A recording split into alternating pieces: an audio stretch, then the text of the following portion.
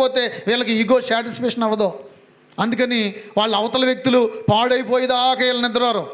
ఇది ఏం చేస్తుందంటే నిన్ను నాశనం చేస్తుంది, నీ కుటుంబాన్ని కూడా అది అదో పాతానికి తీసుకుని వెళ్ళిపోతుంది. అది మంచిది కాదని దేవుని వాక్యం చెప్తా ఉంది.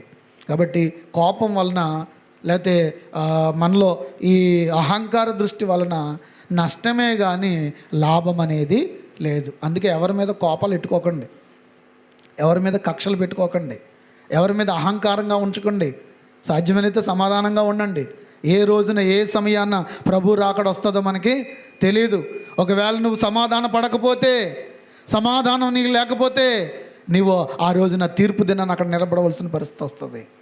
ప్రభు అంటాడు, నీ సహోదరులతో, మనం చదువుకున్నాం కదా, తన పొరుగు వారిని చాటున దూషించేవారు, పొరుగు వారిని చాటును దూషిస్తూ, కుటుంబాలని చాటును దూషిస్తూ, వాళ్ళ గురించి వీళ్ళ గురించి బ్యాడ్గా అక్కడ చదువుతూ ఉంటే కిందకి ఏమండి అక్కడట నిరపరాధుల గురించి చెడ్డగా మాట్లాడతారట. కళ్ళల్లాడు నాలుక. 14వ వచనంలో ఏముందంట, వారి హృదయము అతి మూర్ఖ స్వభావం గలది, వారెల్లప్పుడూ కీడు కల్పించుచు జగడములు పుట్టించుదురు. కాబట్టి ఆపద వారి మీదకి, చూసారండి, ఈ కీడు కల్పించే